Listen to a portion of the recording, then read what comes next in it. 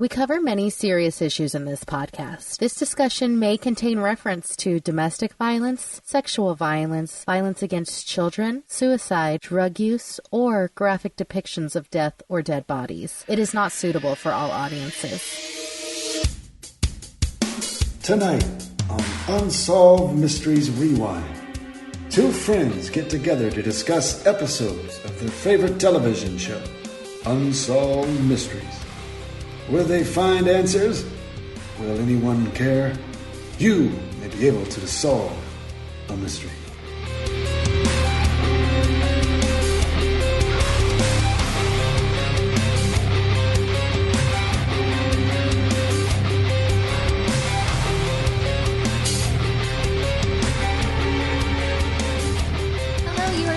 Unsolved Mysteries Rewind. My name is Kim, and I am joined, as always, by my co-host, Mark. Mark, how are you? I'm doing great, Kim. This is a really big episode. There's a lot of stories here that you chose. This is a great episode. I watched this, I think, total 3 times. And every time I watch it, I'm like, they really squeezed a lot of really good stories in, 48 minutes? Yeah, we got 4 juicy stories on this one. We're talking about season 12, episode 3, which aired, mid-2001, late 2002, which is crazy because we're talking, our first story is about 9/11. It's like, oh my God, let the dust settle before we start putting this, on Unsolved Mysteries. Yeah.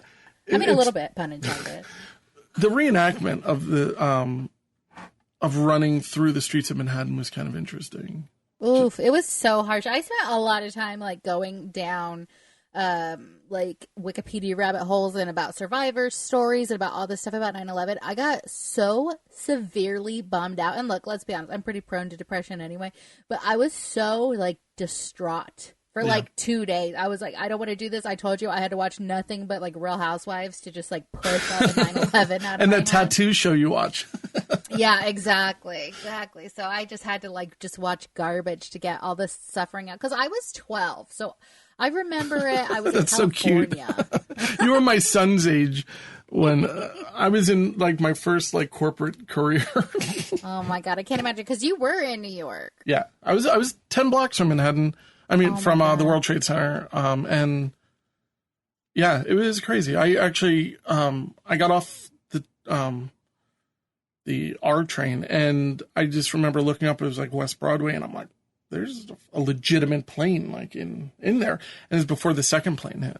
So, oh my God! And then I heard the cuckoo, and it's like, "Oh wow, what is that?" Like a garbage truck being thrown off the Empire State Building, as Large Marge said in Pee-wee's Big Adventure, and we just see the fireball, and you're like, and you kind of. This is one of the things that people don't talk about too much about.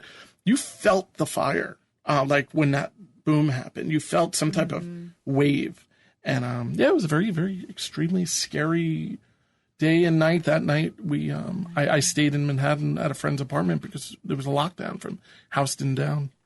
Woo, I can't even imagine. I truly can't even imagine. That is really harrowing. But we drank a lot that night, Kim. I'm sure. Oh my God. So did I. No, I'm kidding. Well, 12. Cocoa. Yeah, exactly. Well, just real quick, my parents were in New York. I was in California staying with a friend. They were on some Save Our Marriage retreat or something like that. In Manhattan? What part of New York?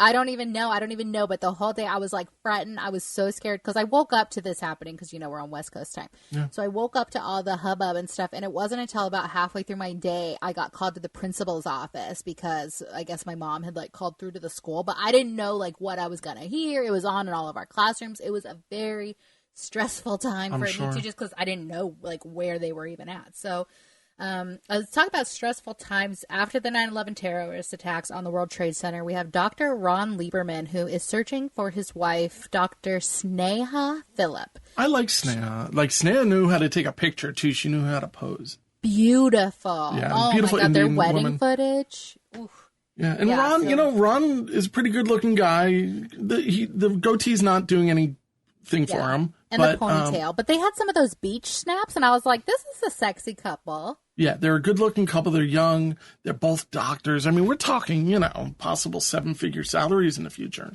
Oh, yeah, yeah. And Sneha was actually last seen near the Twin Towers. So The whole unsolved mysteries of it all is like, did she die in the terrorist attacks? Did she run away to start her new life because of all this like hubbub going on in the city? Or was she actually murdered or kidnapped before all of this happened? So Ron and Sneha were married in May of 2000, and they lived in this like fancy smancy neighborhood of Battery Park City, which is just 4 blocks away from the World Trade Center. Yeah, this area, even back then, you're looking at maybe $3,000 rents. Could be less if it was just like a studio, but this has like the view of the Hudson. This is a beautiful area. I was on the like apartment website today, and I was like, okay, this is nice. But what prices did you see? It wasn't as bad as I anticipated. Oh, really? It was like 2-bedroom, 2-bath for like $6,000, which is only crazy. $70,000 a year.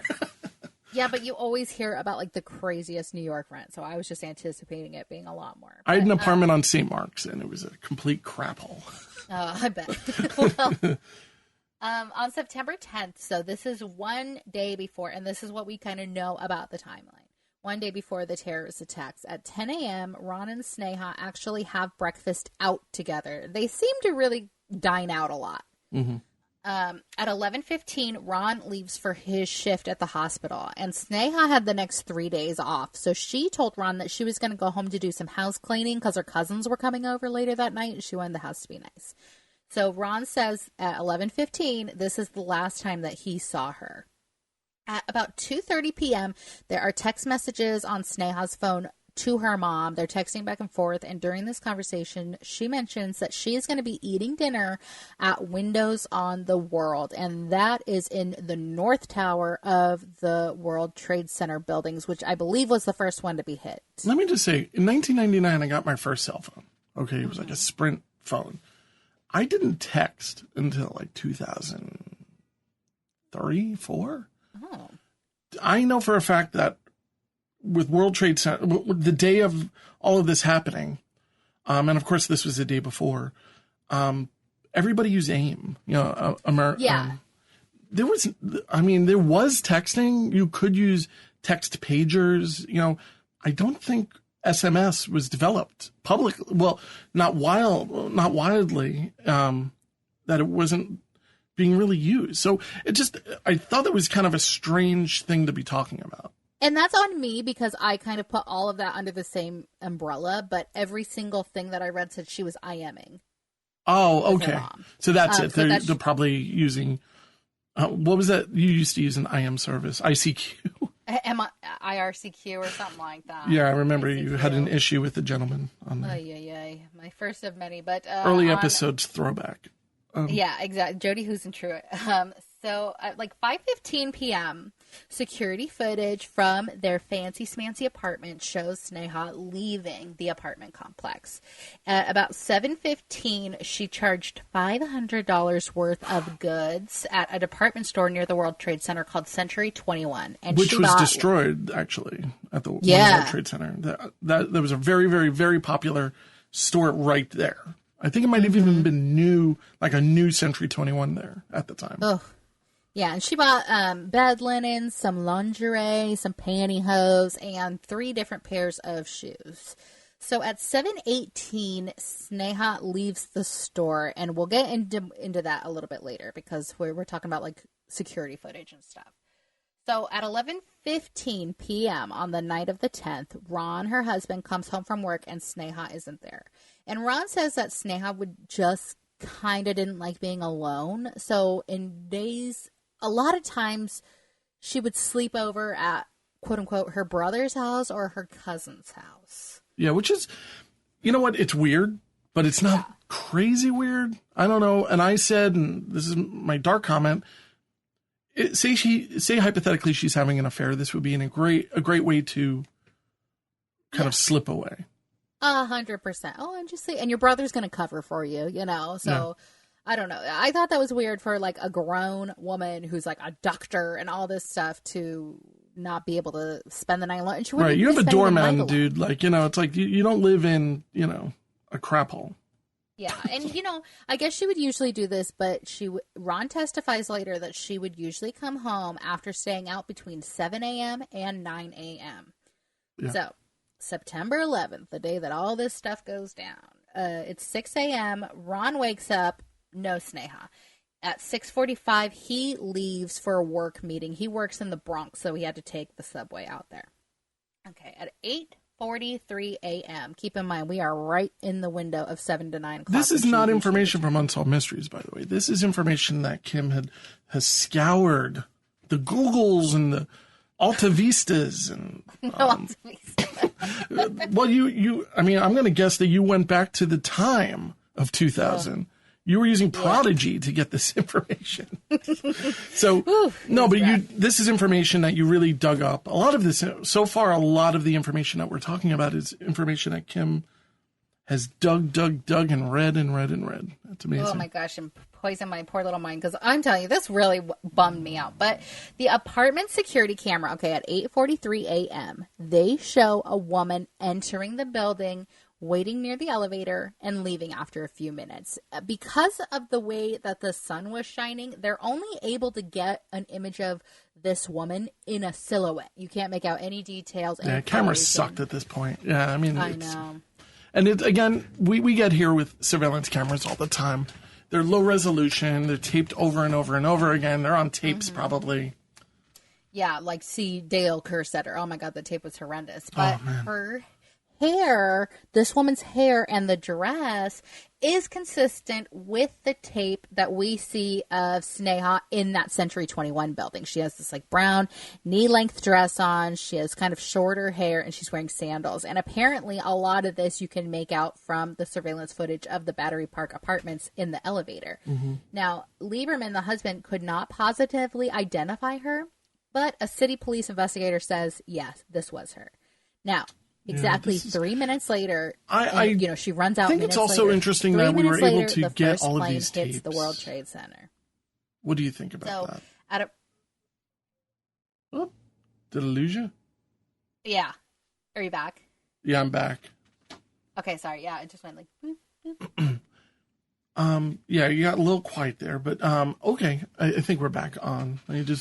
Sorry, I'm just going to completely stop for a moment and write down this time. Okay. Because God forbid I listen to the whole episode and listen to me yabber on. Do you remember what I even was saying? Yeah, I was going to ask you if you could talk about what the very last thing you said was, because it got oddly quiet. Did you hear me say that he identified her as his wife, or could not identify her as his wife? I heard yes. So, you know what? If you could just repeat that part, and then we'll start from there. Okay.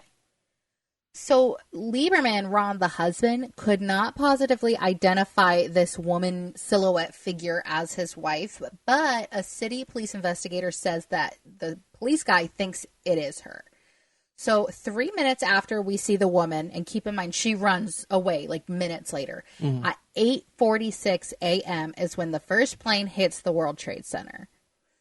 At about 9 a.m., Ron gets out of his meeting. He had a meeting at work, and, everybody's glued to the news, and everybody sees about the attacks. So he calls home because he needs to check on Sneha because they live only 4 blocks away. So he's calling. She doesn't pick up, so he leaves a message. Also, phones are jammed at this point. That's another thing to keep in mind, that, Betsy, I was dating Betsy at the time. Betsy's trying to call me at work. I'm trying to call people. The phones are jammed. And cell phones being such a relatively new concept, couldn't get a signal with any of that. It was, believe it or not, you can probably look this up and confirm this. The best way of communication at this period of time was through instant messenger. Through America Online's instant message, AIM, which is crazy because internet somehow worked. That is crazy. And at this point, everybody just thinks it's an accident. No one thinks, Americans are under attack on their own soil. That wasn't even a thought. So at 9:03, the second plane hits. Ron's calling, no answer. The last time he's able to call is at 10 a.m. because then just no phones at all. And there's chaos. I mean, that's another thing. Everybody's seen the footage and everything, but it is real genuine chaos when you're there. And I wasn't even right in front of the towers, and it was chaos. I can't even imagine. I mean, you're standing right there. I mean, I couldn't imagine either. God. No, I just can't even imagine, like, in your footsteps. Like, I was terrified in California. Like, I can't even imagine being 10 blocks away. That's crazy. But I'm a hero. Does get in touch with her brother and her cousin, and they said that they hadn't seen or heard from her in over 48 hours. Right. So Ron, like, hops into an ambulance because he is a doctor, but the only way that you can even get into the city is through an emergency vehicle. And so he hops in an ambulance. He goes to, like, open up the doors of the apartments, and they're all chained up. Like, you cannot get in, you cannot I can't believe he got down there. You know, that's... Yeah. I mean, granted, it's an ambulance, but a building just... well, this is before the towers fell, right? Probably. I don't know exactly. Oh, okay. I'm just saying, I couldn't imagine. Everybody's going the other way. Everybody's trying to go to Brooklyn at this point. Mm-hmm. You know, people walked across the bridge to get home. It's... a million people literally trying to get out of downtown Manhattan. And you have the military and the ambulances and all this stuff trying to get to downtown. I can't imagine I can't believe he got down there. I mean, I believe it. I just couldn't imagine that trip. And also his fear, you know, it's very early on to take this trip. You know, you're putting yourself in genuine harm's way. You don't know if there's going to be an explosion. That was the big fear. And he's going to just jump in an ambulance, go right in basically the epicenter of all of this because he thinks he can't locate his wife. Because he thinks he can't locate his wife, A, but B, he was a doctor. You know, he's trained for this stuff. Maybe he can help people. Yeah, like, that's this true. is go time. You shut down your emotions. You just go. I've seen ER. So, yeah. Yeah. So I love you. A neighbor shouts down to him that Sneha is not in the building. And I heard this on a different podcast that I've listened to about this case. And I remember this from, like, years ago that their windows were open. Sneha and Ron's windows were open. And so much dust from the buildings and everything came in. And all that was across the dust was their cat's footprints. Well, so, I have friends who lived further from this, and their windows weren't open; they were blown out. That was one of the things. Oh yeah. So more than likely, they weren't open, but they were blown out. Oh, yes. Because soundproof windows, they're double pane windows, and that pressure builds up relatively easy when you're talking about such a high pressure blast. So when that plane went in, boom, it just explodes like a balloon. Oof, yeah. Well, on September 12th, so this is the day after, Ron is able to file a missing persons report with the NYPD. And as I'm sure you guys can imagine, it was freaking nuts down there. Everybody's searching for their missing people. Yeah. Almost 3,000 people died in this attack, and God knows how many were missing or injured and couldn't get a hold of their loved ones. Yeah, I mean, the next day I went home. You know, on the 12th, I took a train home, packed, and I didn't return back to work until maybe the 18th or 19th. And when I did, that's all Penn Station was. And you can see footage of this on YouTube. Maybe I'll dig up one. When you're walking through Penn Station, it's kind of a decent walk up an escalator and all that kind of stuff. The walls are just lined with missing posters. And it just goes on and on and on. And it's heartbreaking. But everybody's looking for everyone, and I'm not saying that this isn't important. It's another missing person. They're all important and sad. And they are stretched as thin as they could possibly go. And by the way, 400 people were either firefighters or from the NYPD who died in the attack. So they're mourning their brothers. Like, a lot is happening right now. So everybody's missing, Yeah, everybody's missing. So the NYPD think, like, maybe she was a victim of 9/11, or maybe she just ran away to start a new life. What better opportunity if you have all your other ducks in a row to just peace out if that's what you're looking to do? Now, my wife said this, and I don't know. Really? She said, well, maybe she ran off, right? And I'm like, well, why would she run off? And she goes, and she was talking about her sister who went to medical school. And she's like, well, you know, Amy owed like $400,000, you know. Oy, oy, oy. And, you know, and if this is 2000 money, I mean, year 2000 money, and you meet the right person, maybe you abandon this career. It's totally possible. And like, we'll add a few things to why else she would want to disappear. Yeah, why would she leave though? I mean, you dug up some interesting stuff. Yeah, apparently Ron and Sneha were having some marital issues. You know, they'd been married for about a year and a half, and it's alleged that she was having several affairs with women. And allegedly, Sneha's own brother told a police officer that he walked in to find her having sex with his girlfriend at the time. Why would he say that? Like, yeah, well, he denies it. The police say, yeah, you told us that. Apparently, he would kind of try and be a little sensational just to get her case more coverage. Oh, okay. But it really backfired. So now there was also a little bit of alleged alcohol abuse on her case. And we're not trying to like talk bad about somebody who may be dead. Everybody has issues, you know, like all this stuff should have never even been brought up because she should have been able to just like go to work one day or whatever she was doing. Yes. But all this stuff comes into play. So no judgment on our parts. We're just calling them like we see them. So she had alcohol abuse problems. She had a lot of frequent tardiness. So her hospital that she was working at decided not to renew her contract. After getting this news, she kind of went with some coworkers to a bar to go blow off steam. And she ended up getting arrested after reporting that one of the males who was out with her groped her that night. And then she got arrested because the cops thought she was drunk and making stuff up. You blew my mind when you brought up this fact. I was like, oh my God, this is crazy. Like, I know. It's so messed up. Yeah. It's so messed up. So she was arrested that night. Yeah, she was arrested that night. And like, apparently there are these lesbian rumors circling around.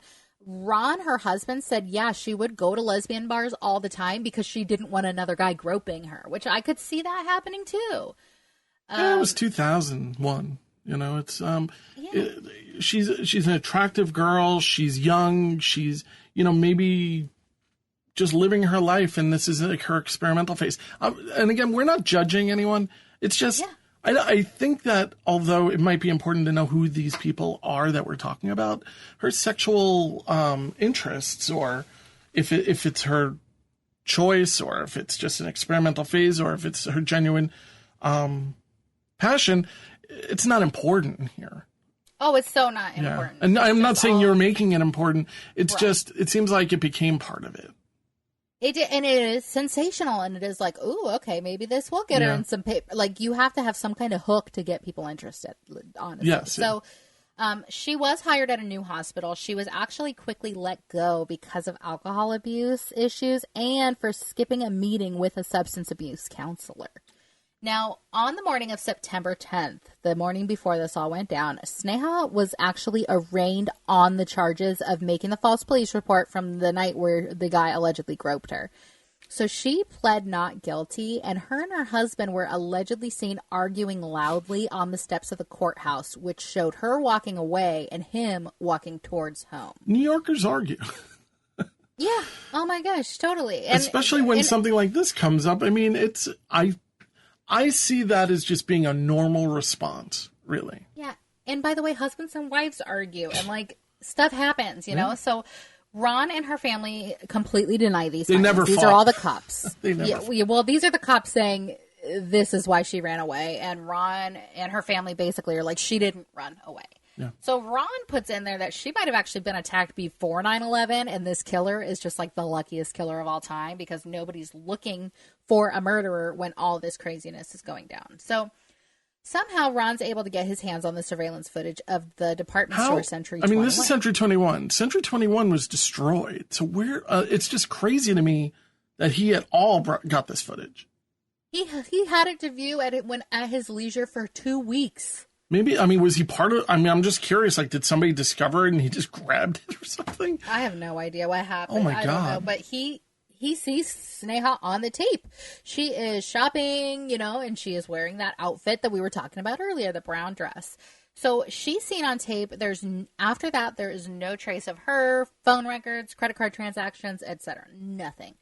So on the tape, she's seen walking out of the stores at 7:18, and she is carrying 2 large bags of merchandise, but neither the bags nor the merchandise were ever found at the apartment. So we're kind of thinking she probably didn't go home afterwards.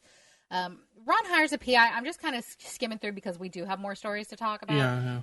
But a woman who worked at the department store later said that she saw Sneha at the department store with another Indian woman. And she was like, oh, was that your sister? And she was like, no, she's just a friend. So Ron looks at the tape. Allegedly, they're walking out together. To be honest, this woman is walking like 3 paces ahead of her. Everybody's walking out together. They were packed in like freaking sardines. You know what? I don't... Yeah. There was no personal space at all. Like, I don't think these people are walking out together. Even when they're shopping, people are bumping into each other and stuff. Yeah, I mean, to me, you'd really have to... It's why it wasn't obvious the first time. It just looks like a bunch of people who are just kind of shoving each other through a door. And, like, because it's stop footage, like, Sneha doesn't even have a head. Like, you can't even see. It's just because it's, like, every other frame. Or yeah, it's like filmed on a potato. It's terrible. So bad. Yeah, so her family's like, what was that a friend that she was staying at her house? And then at the morning, she was, like, walking back home, walk of shame, whatever you want to call it, and then got caught up in the attacks. So Sneha's friend says, I think Sneha probably was the woman in the elevator that came running out because she is a doctor. She went running into the chaos to help people and ultimately probably died there. Mm-hmm. So in 2006, a court rules that her official date of death is actually the 10th, which leaves her family unable to get any benefits from the 9/11 Victims Compensation Fund. And eventually in 2008, her date of death was officially changed to 9/11 of 01. So she would be able to get money out of the Victims Compensation Fund, but there's no money left. They actually closed the Victims Compensation Fund for a while there. See, I pointed out that maybe they were in it for the money. Then, like, you set me straight, I think. It really was about a reputation type situation. And... yeah. You know, these are people who are kind of well off. The mom, I believe she's a doctor. I mean, these are people who don't need the victims fund to cash out for them.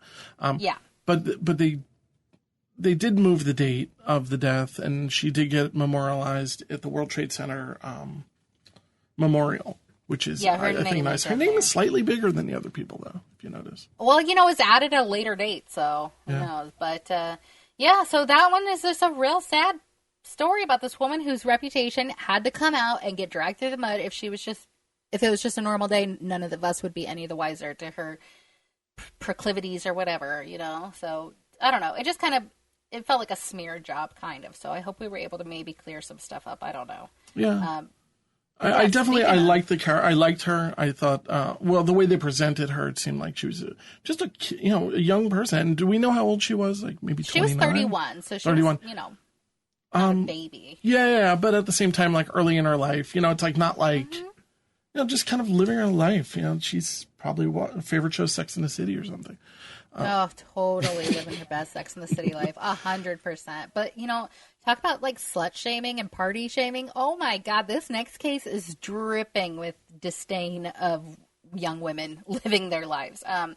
We go to Glendale, Arizona, and this is no small town. When these murders took place, it was almost 200,000 people living. Oh, really? So when I think Arizona, I think small town, just... Well, they call it like a town outside of Phoenix. It's like, no, you can say Glendale, Arizona. Like, that's a big place. We're going to know what Glendale, Arizona is. But we have BFFs, Diane Shawcroft and Jennifer Lueth, and they are 19 and 20, and they are out on their own for the first time. Yeah, they're like on spring break forever.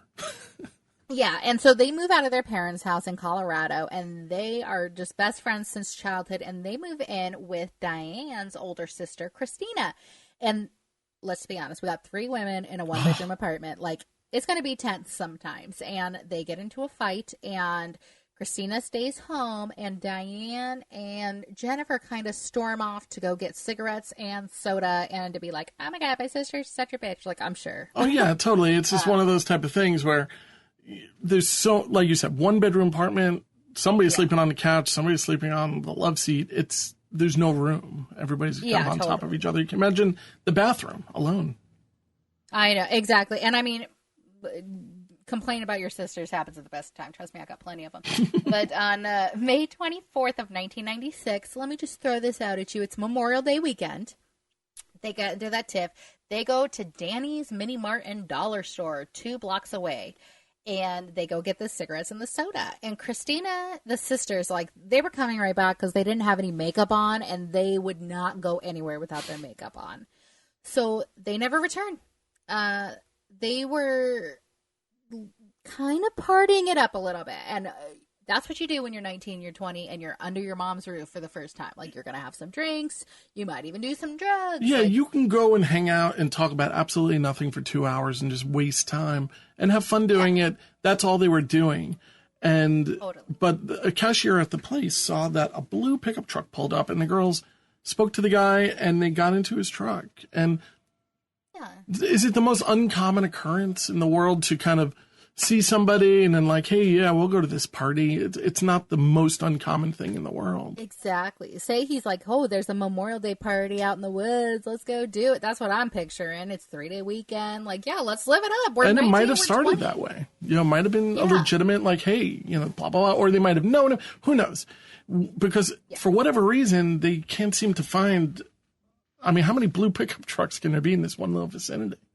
Well, it's a big city, though, you mentioned. So that's where my opinions It's a pretty big change. city. And it's Memorial Day weekend. Maybe he's not from there. You know, maybe he was coming through on a 3-day weekend. So Jennifer's mom is like, they wouldn't just get into a stranger's car, which everybody says. Yeah, you don't know your daughter.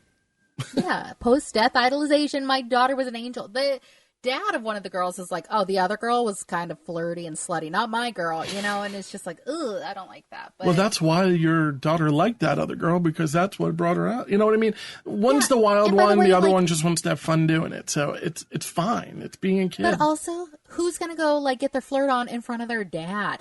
Nobody. You know what I mean? Like, come on. That's that weird internet stuff that we have to get to in a little bit. Ugh, nasty. But yeah, 3 months later, 2 hunters discover the skeletal remains of our young women, and they are in a remote desert 100 miles north of Phoenix called Cortez Junction. And Diane was actually laying on top of Jennifer. So the investigation is ongoing. The police are holding probably too many cards close to the chest. They won't tell us how they died. Yeah, they I didn't like that too much. Did you happen to find any information about that?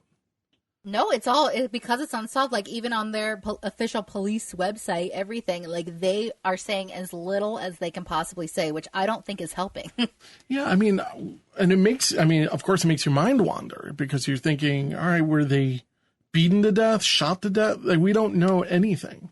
But, like, how much could you even tell from skeletal remains? I'm guessing you could tell a shotgun easier than, like, a beating, suffocation, whatever, because those muscles aren't there. So it has to be something that they could see, you know, with just bones. But the area where their bodies are located is 16 miles away from the nearest highway. And you go over streams. Like, I Google Maps this. It's like near a wildlife area. You can only get there by truck or by 4-wheel drive. And they're in this, like, deep, rocky ravine. And so they're saying, and I quote, they were both fairly decent sized. Oh, I hated this. I hated the comment. I don't know. It just made me kind of think, like, you could have said it in just a different way. I know. I really They're feel all like chubby. They're not even. The police officer hated these girls, you know. Yeah, maybe. If they were nowadays, the police officer would be like, they're thick, you know, because it's like a little like cooler to be fatter now. But like, whatever. And they weren't even fat. They were like 19. Right. They didn't look usually. Yeah, they didn't look wafy, but they didn't look like they had any eating issues. Yeah, exactly. It was just weird. It was a weird comment. It was so rude. So, but basically he fat shames them to tell us that the killer would have had to either be crazy strong to lower those fatties in there, or it was more than one person. So, and trust me, I'm telling you, I weigh more than both these girls. So, they were forced to walk down there, I'm guessing, or the bodies were tossed in, because it's down a deep ravine and they're piled on top of each other. But with an ATV, you know, you can get to that location. It's in 3 months, those tracks are gone. Like, it's, I don't know. I mean, clearly they know the area. It's very desolate. You can take your time getting there. For all we know, they were dumped there 2 months ago. It's, and that's another thing, is we don't have the information to really determine really any of this. And police are trying to find the man in the blue truck. That's like the whole reason we're going on Unsolved Mysteries. So they say, and I quote, they had a lifestyle with a lot of males involved in it. Me too. Ugh. Yeah, I know, right? Same. And it's just like, ew, stop. Like, I feel like they were really trying to be like, these sluts, you know, like. But you know what? Maybe they slept around. That doesn't mean that, you know, it doesn't mean that that was the leading cause of them being murdered. Yeah, and it doesn't mean, obviously, that they deserve to be murdered or anything like that. Like, it was weird how they were talking about these people. I felt like, you know, all of a sudden you're going to learn, like, they had a porn career or something like that. And it's like, well, it's legal. Which is fine. Like, they didn't break any laws. Come on. Yeah, and, you know, we're talking about, like, 96, but still, it was just gross. But the Feels family like 1896, like, the way they were being... It was almost like, is this like a dry town? Is this, like, tumbleweed flying by? Yeah, totally. And it's like, are you trying to make us like care less about them or say that they were asking for it? Like, I didn't understand where we were coming from. Yeah. But the family erects a shrine to where the bodies were found, and they put pictures of the girls at the bases of like 2 wooden crosses. It has the girls' names on the crosses, and it says "I love you." Simple wood crosses, and it's kind of like wood burned in. And we see them placing the stuff there because there's actually a local news crew that comes by, so we see the actual like news footage of the families placing these tributes. No. Now police were kind of surveying this area occasionally. No idea. 16 miles off the beaten path. It just seems to me like it's a little bit like maybe you're bored or something. You're like, I'm going to spend 3 hours and go check out that. It seems like the thing that you send the rook to do, you know, like or you go out there, you take a nap Johnson. Or something. Yeah, so no, they were like, maybe the bad guy's going to come back, you know? And so on September 29th of 2000, which is like 4.5 years after the murders, police find that the girls' pictures were actually removed from the frames, but the frames were still there. So they say only the police, the killer, and the victims' families knew the exact location of the shrine. But keep in mind, that whole news crew was down with them, so obviously more people know. Yeah, I mean, this is a thing teenagers be like, hey, let's go check out that, you know, thing. We have nothing else going on. Let's go be jerks. You know, bring back proof. And, you know, it's just something stupid kids do. Yeah, so according to the cashier at the mini mart, the guy in the truck was like 31 to 33 years old, dirty blonde hair, brown hair. Yeah, Nick Cage and Con Air. You nailed it perfectly. And we have a sketch of the guy, so we'll put it on our Facebook page, Unsolved Mysteries Rewind Podcast on Facebook. But the truck's described as like an early 80s blue Chevy, tinted windows, chrome bumpers, broken tail light, several body dents, and badly faded paint. And, you know, we do get a little bit of an update, at least from what I've found. Police were able to find a strand of hair at the scene that they think might have belonged to the killer.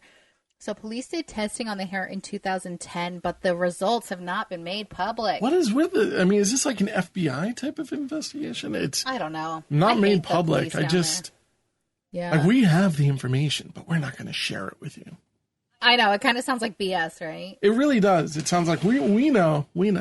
Don't you worry. Yeah, we know, but I'm not going to tell you. Now, we get one of my favorite things, which is an episode that I get an excuse to watch if I almost got away with it. This has happened many times. Pretty decent show, too. I almost got away with it. It's fun if you like really campy reenactments, which I do. Yeah. Yes. So this was on season 1, episode 3, called "Got No Fingerprints." We go to Westover, Alabama, in January 28th of 1997. Yeah, we have a marriage of convenience at this point, right? It sounds like it. These, we have Brenda Bowen and Jerry. Well, Brenda Bowen, basically, she's at home. She's got her curling iron ready to go, apparently. But she doesn't show up to a prayer meeting earlier that morning. Her friends kind of think, all right, what's going on with Brenda? They go to the house and they realize that she's missing. But the thing is that there doesn't seem to be anything but Brenda missing. And the curling iron that she had left there was still plugged in. Yeah, so and there's like jewelry on her dresser, and her clothes were laid out on her bed, and her curling iron's on. So I'm thinking, I'll hop in the shower before my prayer meeting, and I'll have my clothes ready, my jewelry ready, and my curling iron on. But there doesn't appear to be a struggle either. But they can't find her. They involve the police. The sheriff's office comes. We see a weird chin-up bar or something. I don't know if you noticed that thing. It was like, what is that thing? That makes sense because there's one police photo we get of the person, and he is like flexing so hard. He looks like he's like trying to be a model. It's so embarrassing.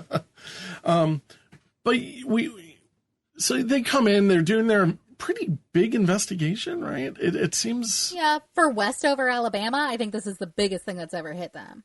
Now she's kind of a beloved figure, but she does have one particular person that everyone kind of points their finger to, and that's her ex-husband, Jerry Lee Bowen. Yeah, they divorced 2 years earlier, but they were together for they say 18 or 19 years when Jerry, quote, got out and found a girlfriend, and he was, had a side chick, and so he asked her for a divorce. But it was a very civil divorce, and at least in a reenactment, it seems to be like, all right, look, this is the way you want to go, this is where I want to go, let's go. But you live in the guest house. Weird. Yeah, because he didn't go far. He lived in the guest house on this property, and I've seen the property. I almost got away with it. Thank you very much. But it is it's a good little ways away. It's like really? It's an estate then. We're talking a real piece of. All right. This is a fancy place. So he lives there, but I mean, closer than I'd want my ex-husband to bring his girlfriend over. Right. It's like, hey, Jerry, could you keep it down? It's like we're not it's too close. But at the same time, I guess she owns it, but he's able to live on the property. Very strange. Yeah, he gave her everything. He's like, you can have everything you want, but I want to stay here. And I'm guessing the excuse that he gave was because they did have 2 teenagers, and I'm guessing it's like, let me just, until the kids get out of the house or whatever. Did they mention what Jerry Lee did for a living? I know I almost got away with I was going to say, because I guarantee they would mention it. Yeah, he did construction. Okay. I mean, so he's probably also thinking I can just recoup a lot of this money by just overcharging he's like, people. I can build my own damn house. Yeah. You have to get a new roof, right?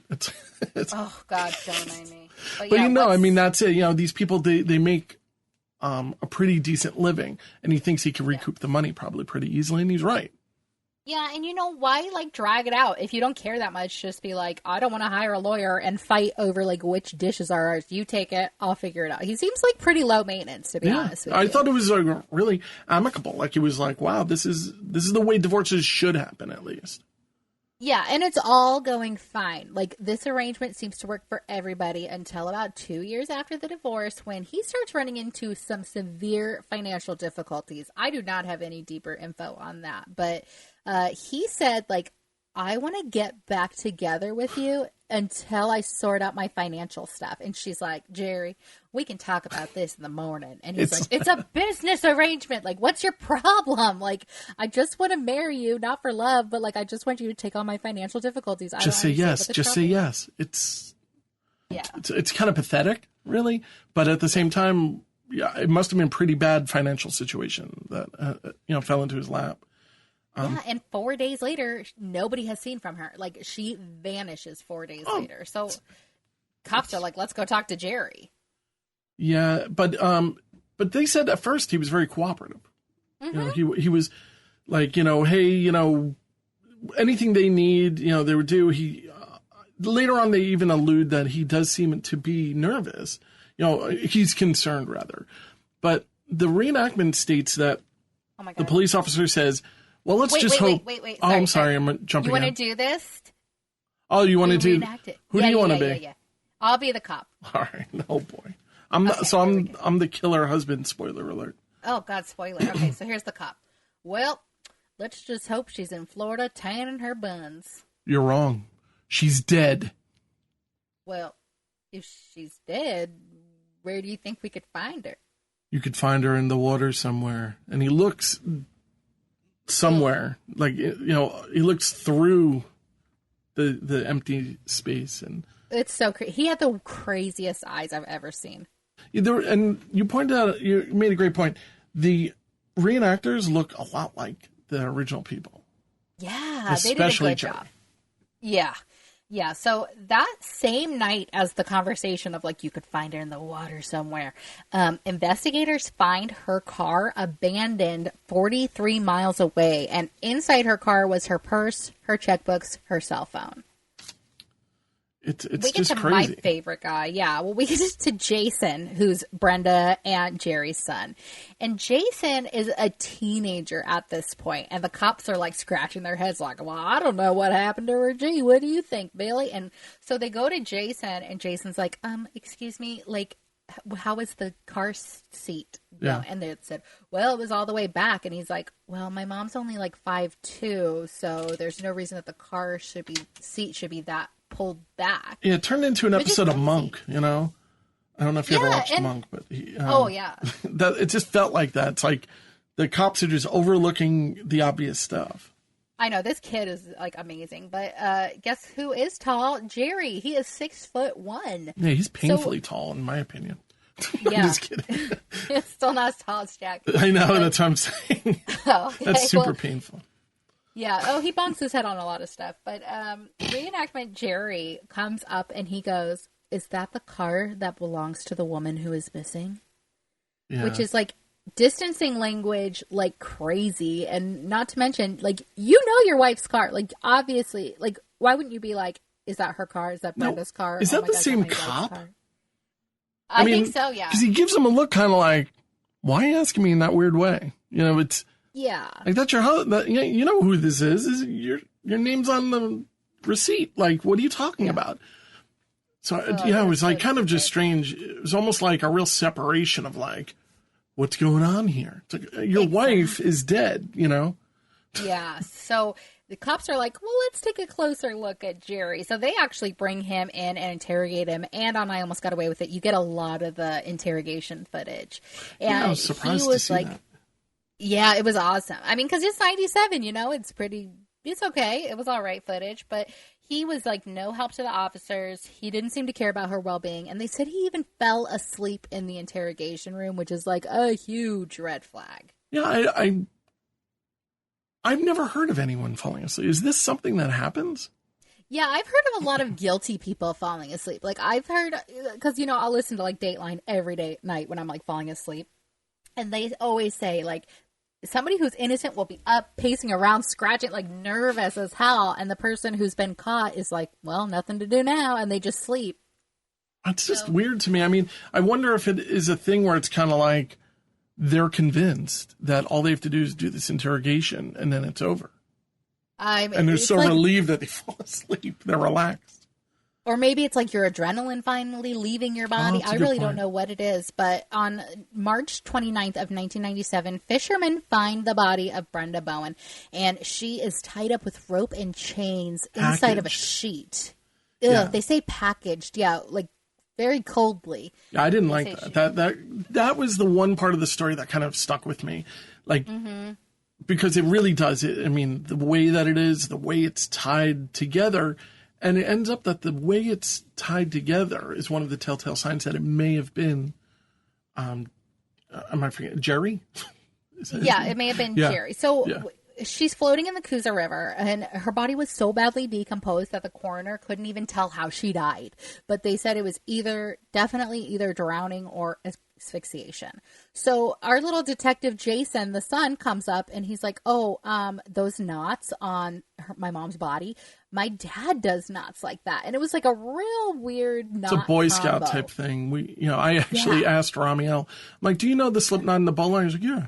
And okay, yeah. Like, don't kill me. But, and even like the burning of the ends, it's a total thing because otherwise it frays.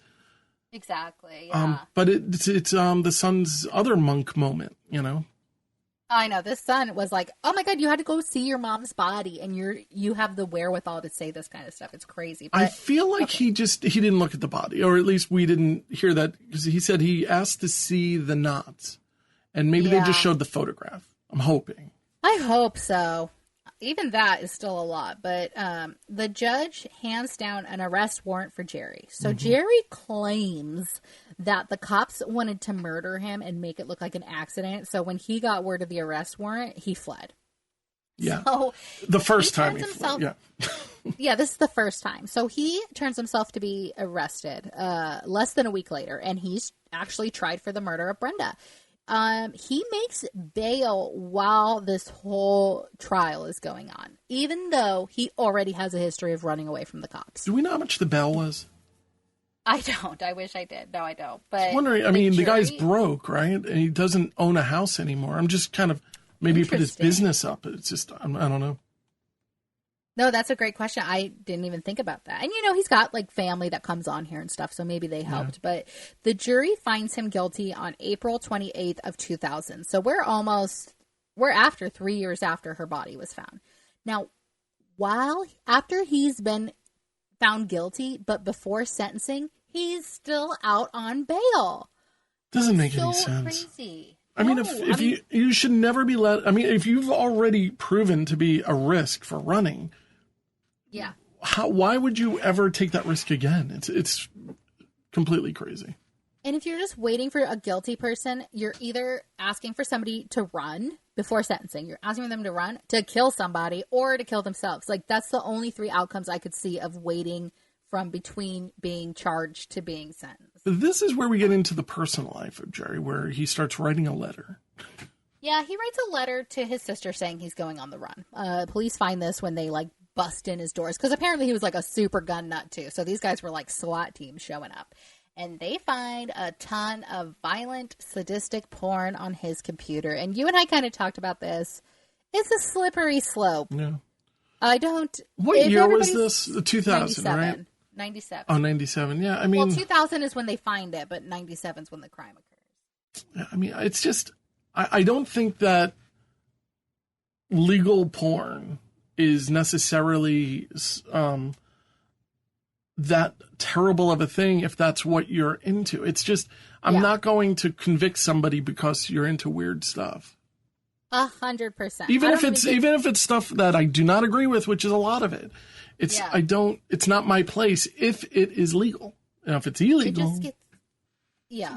I mean, if it's like child pornography, of course, obviously you should be locked up for that. But if it's just like weird, if it's like, let's say it's rape fantasies or whatever, which is out there, it does exist. If everybody that films it is like a willing participant, then I'm not going to say, yeah, this guy killed his wife because he watched rape porn. Did he kill his wife? Yeah, he definitely did. But I'm not because he had weird porn, but let's also throw out there that the porn he was into was like cannibalism and stuff. Right. I mean, if people are being hired to do something and they're all willing to do these things and those people walked away and everything is fine and all agreed upon adults, then I'm not the person to judge. And I don't think that the court is either. Yeah, same here. We are okay. Not super. we're not kink shaming. I just need to delete my history. How do you do that? Oh, Lord. How do you delete? Oh, crap. I just sent it to my mom. All right. Oh, God. I shudder to think. Well, at the time of the airing of Unsolved Mysteries, he had been on the run for a year. Now, update. In December of 2004, 4.5 years after he was found guilty, an Unsolved Mysteries viewer reported Jerry Lee Bowen as the man who her sister was dating, who was going under the name Steven Starbuck.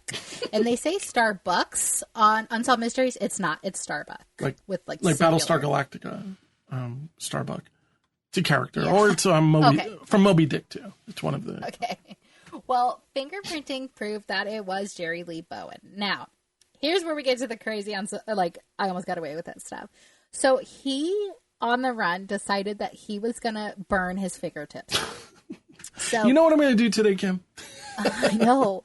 And I'm not going to lie, it didn't look pleasant, but we get to see the whole reenactment of it. And because he's a contractor, he would do one finger at a time because he needs his hands to work. So Smart. Every day... It's not bad. It's not smart to begin with, but I guess if you have to do it, do one at a time. Yeah, exactly. But then, the first one's the easiest, and then how do you convince yourself to do it afterwards? But he, gets his beer, he's sitting down, and he, dips his finger, his little pinky, into this thing of, sulfuric acid, and he's just and you just see, screaming and stuff. So he's going along. Nowadays, it would be like a YouTube, streamed video. Oh, my God, yeah. It'd be like a TikTok challenge. Yeah. Oh, God, don't do it. When he gets to his ring finger, I guess he thought he could handle it better, whatever he does. He holds it in too long. And I almost got away with it. He peels it back, and it is, black and shriveled up, this ring finger. It was horrific. So he's like, I'm sure it'll probably take care of itself. So he goes to work, he's doing his thing, and all of a sudden he said it got like as hard as wood. Like it was just this hard, shriveled little thing. So he's like, I should probably go to the doctor. Are you touching your hand right now, by any chance? Yes. Yeah, me too. Yes. I'm like, my fingers, my delicate little fingers. I know. So he goes to the doctor, and he's like showing the doctor, and the doctor is like, how'd you do this to yourself? And he's like, construction work. Like it wasn't to remove my fingerprints. Is that what he said? But the whole time he has to hide the rest of his fingerprints because he doesn't want the doctor to think that he's trying to alter his fingerprints. So he's like only giving his ring finger to the doctor, and he's keeping the rest of his fingers all shriveled up the whole time because he didn't want the doctor to know. Long story short, the doctor never knew. So he starts getting like super sloppy, and he like goes back to Westover, Alabama, and he's like, I just wanted to see like my old town. So he's like driving through this tiny little town in Alabama where anybody can recognize him. He's like, I didn't stop. I just wanted to like see the area. So anyway, he ends up getting arrested, and he is currently serving a life sentence in Limestone Correctional Center. And son Jason, our little honorary detective, he actually died in 2015 at the age of 37. I mean, this is another one of these situations where maybe if you just dealt with this mistake that you made of getting divorced and regretted it and just somehow figured, just filed for bankruptcy, you might not be in prison today. Yeah, 100%. And you could still have all your weird porn. And I mean, oh my God, 2020 would blow him away. So now we have somebody in the next story, which is right before 9/11. So this is a weird episode because I'm watching this and I'm thinking that this is all taking place post 9/11 because of the story that we had already seen. But we have the coolest name in the episode anyway. Yes. Star Palumbo. Yeah, and can I say I truly think I'm onto something with this case. Like this may be Unsolved Mystery Rewind's first like solved case. First? Yeah, actually second, because we definitely found that guy's brother in the first episode that we did. Yeah, we have to go back and I have to go back and listen to that one because I don't remember the details. But everybody should. Everybody should go back and listen because the work and the commitment that Kim has put into each and every episode is mind-boggling. Well, thanks, man. Likewise, right back at you. But yeah, we do have little Star Palumbo doing something that would never happen in a post 9/11 world. She's on the tarmac. She's just kind of hiding. I was just thinking she's bipolar. I mean, I had a friend that was bipolar, and this is all that kind of behavior. The paranoia. There's hiding. You're in a plane. You're trying to escape, I guess. Yeah, doesn't it remind you of the Paducah plane jumper? That guy who jumped on the wing. Yeah. But she's like scared, and police officers at the airport are like, what are you doing? And she's like, I'm looking for my little sister. Like, she needs to take her medicine, and my sister's running around on the tarmac, and I'm scared for her. Like, I need to get her medicine. We find out later she doesn't even have a little sister. And this is in Vegas. Yeah, it's in Reno, to be fair. I think of it as, but you're right. Vegas has its own airport, I think. Yeah, and Vegas, Reno wishes it was Vegas. So the girl is 25-year-old Star Palumbo, and detectives pick her up, take her in a car, drop her off in front of a hotel after this whole thing went on. Nobody takes her to a hospital. No one makes sure she gets into her hotel room safely. They're just like, does she even have ID on her? No, nothing. Like, stay away from the airport. That's all we could do. Like, it's crazy how little they cared about her.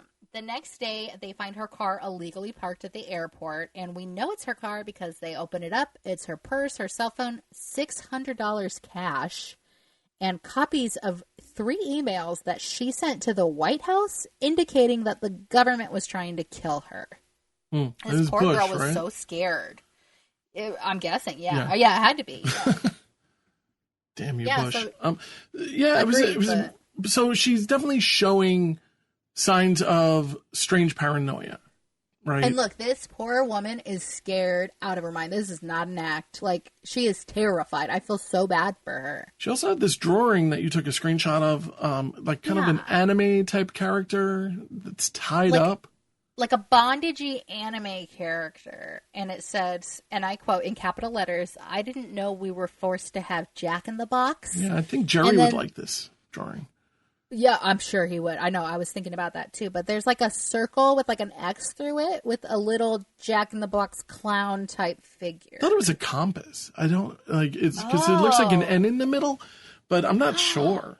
Maybe it's an ad. His eyeball. Remember the Jack in the Box guy with the big head?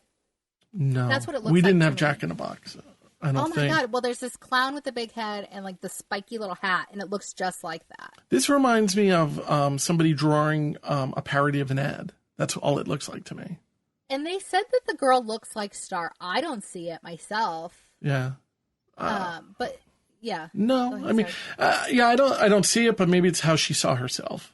You know. It's possible. It's totally possible. Who knows what's going on in her mind, honestly. And also it says, I don't know why we, so there's more than one person in this conversation in her head, so we don't, I still think bipolar. It's definitely possible, but, in the car, we find 2 books on how to change your identity. So that's something interesting to sit on. Yeah, and she hasn't been seen in over a year at the time of the airing, so she really might have taken those books to heart. Oh my God. It's definitely possible. I mean, it's definitely giving her family a little bit of hope. Did you just put that picture in? Yeah, I did. That's the Jack in the Box guy. Oh, okay. It looks like Marshmallow. Yeah, the music thing. Yeah, he does. But with a big, clown hat. But doesn't that little guy in the box kind of almost look like him? I could see it. Yeah. Anyway, thanks for the nightmare, though. Oh, yeah, no problem. We'll put it on their Facebook page in case you don't remember the Jack in the Box guy.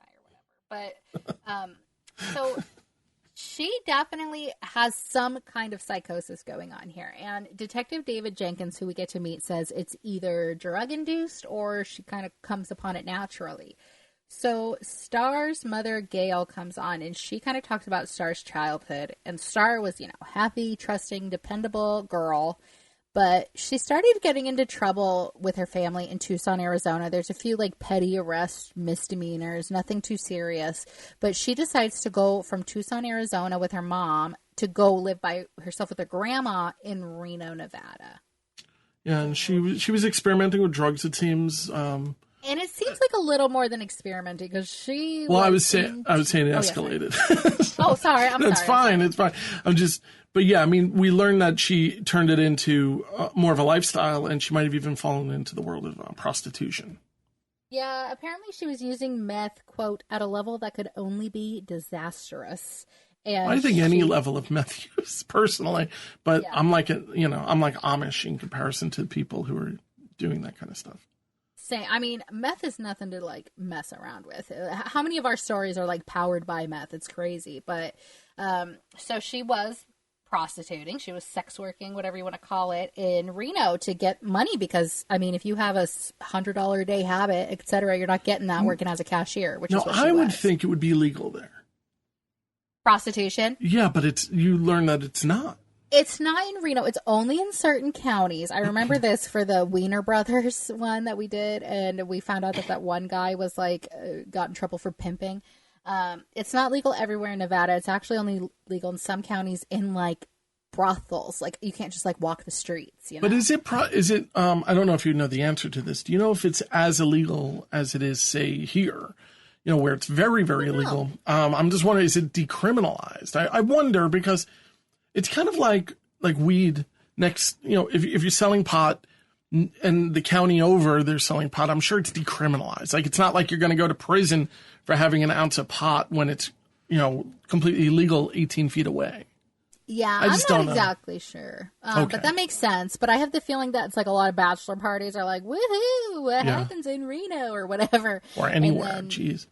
Or anywhere, but they're we're in Nevada, it's legal in Nevada, but it's not actually legal there. So anyway, she stays in touch with her mom on a weekly basis. And her mom says that usually she's in a pretty happy mood. But the day that she disappeared, she told her mom on the phone, someone's following me and I think these phones are tapped. And it's a payphone. We're hearing this also in a lot of different stories. I'm terrible with names. You're so good with them. The one with the girl whose husband had died right away and then she got into the biker gang. Oh, right. Yeah. Oh, my gosh. The bartender. Yeah. Jelovic. Oh, yeah. You just pulled that out of your hat. No, but stuff like that. And also reminded me of inklings of Tammy Lynn Leopard. And yes. It's just, this seems to be one of these things, and very often there's drugs and crime involved. Yeah. Paranoia, man.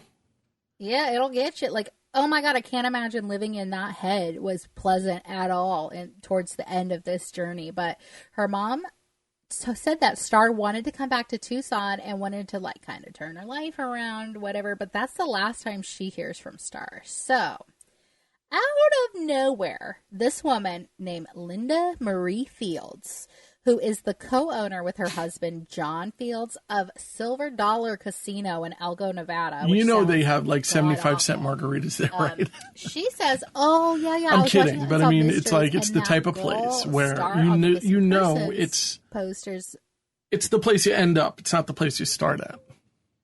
Yeah, exactly. So Linda said, like, oh, I saw her 8 months after she disappeared. And that Star was super scared, and that she said her pimp was after her. Yeah. So this woman, Linda Marie Field, says that the girl allegedly said, oh, my name's Star, and that she was with another woman, but a man peered through the bar windows, and Star got super agitated. So shortly after that, Star left the bar with a young woman. Now, I dug up some stuff, and I'm telling you guys, I think that we might have cracked this one, allegedly. Yeah, definitely. Listen, you definitely came up with a lot of stuff that is not from the show, and it's not from any other, really almost no other place has all this information together. Probably nobody. I'm going to honestly guess that this is like an exclusive. So in December of 2003, Linda Marie Fields and her husband, John, murdered bar patron Jeremy Polanski. They had... Okay, so he was like this boozer kind of bar guy who would show up at the Silver Dollar Casino, and he would just booze there all the time, and he was eventually going to be taken to jail. So Linda tells him, like, why don't you sign your power of attorney over to me, and I'll take care of all your stuff while you're in jail. So he's like, oh my God, thank you so much. He goes, he serves a year. He comes out. She never gives him the power of attorney back. In fact, she kind of hires him on as a ranch hand because they have this like sprawling ranch.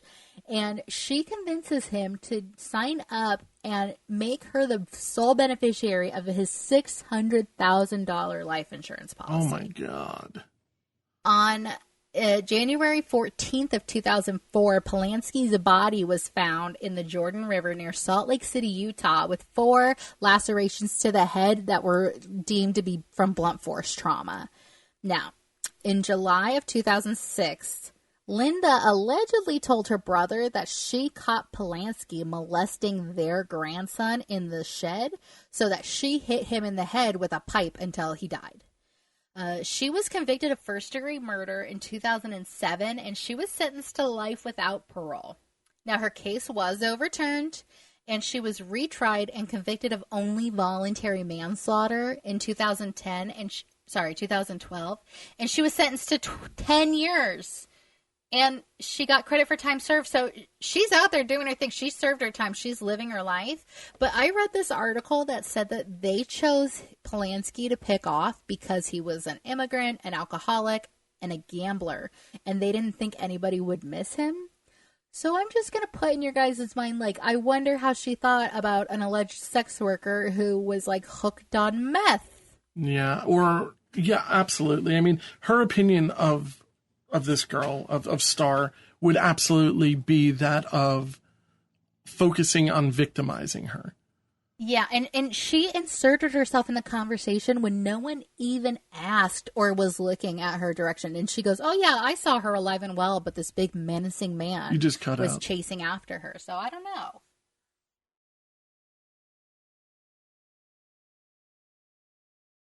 You there? Yes. Yeah, you cut out at she inserted herself. Okay, I'm going to just start over. Is that cool? Yeah. So she inserted herself into this case when nobody asked. Nobody was looking at her, and said, like, I last saw her when some big scary man was chasing her. And that's the last time I ever saw her. So I could just so see her allegedly, possibly picking off this girl who might be easy pickings. I don't know. I'm just allegedly throwing it out there.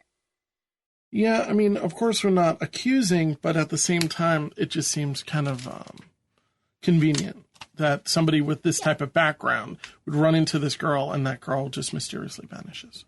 It's interesting, to say the least. And, sometimes, allegedly, sometimes people put themselves into the middle of an investigation when they're involved. So I'm just saying, maybe let's take a closer look. Allegedly, don't kill me, please. Or sue me. Well, we're just saying, hey, convenient. Very convenient. Yeah. But, if Star's still alive, she'd be 45. Her family is hoping that she just kind of changed her identity and ran off. There's a very active Facebook presence for finding Star and missing pages for Star. So if you guys are interested, you can definitely hop on there. But it's sad we don't know what happened to her. Yeah, and I fear we probably will never know what precisely happened. But it's definitely, I would say that even if she were to come out and she changed her identity and stuff, I'm going to guess that there is some level of psychological issues. Yeah. It just definitely leans towards that. She also said she was looking for her sister, and I just thought that was such a strange thing to say from the airport. Yeah, but I agree, and this could all be psychosis, but let's just, play devil's advocate here.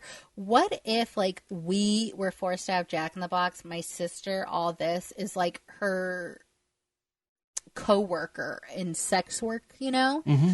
What if one, say, pimp has all these girls and they call each other their sisters or something, and that's who she was with at the bar? It's all possible. We've definitely learned about stranger things that would have happened to other people. So I think nothing surprises either one of us, but it's still just a very sad and tragic thing to not have resolution. It's sad, and if that was the end of her life when she was 25 years old, it sounds like she had a horrible last year, month, week of her life, just being so scared, thinking the government was going to get her, thinking her phone was tapped. I wouldn't wish that on anybody. That's horrifying. Yeah. Well, poor Star. Hopefully we maybe more information will come out. There'll be a deathbed confession of some sort. Who knows? It's possible. Stranger things have happened. But Kim, as always, thank you very much for this this eye-opening collection of notes that you put together. It's like a short book every time that we go to do a show, and I can't say how much I appreciate that. I can say I do appreciate that. Oh, well, thanks, man. Yeah, I'm happy to do it. I really am. But yeah, until next time, thank you very much. And subscribe to our podcast. Leave us a review. That'd be really great. And check us out on Facebook, Unsolved Mysteries Rewind. Tonight we have been confronted with an entire catalog of unexplained and unsolved events. Tune in next time as Unsolved Mysteries Rewind discusses another collection of unsolved mysteries. Until then, we can only look and wonder.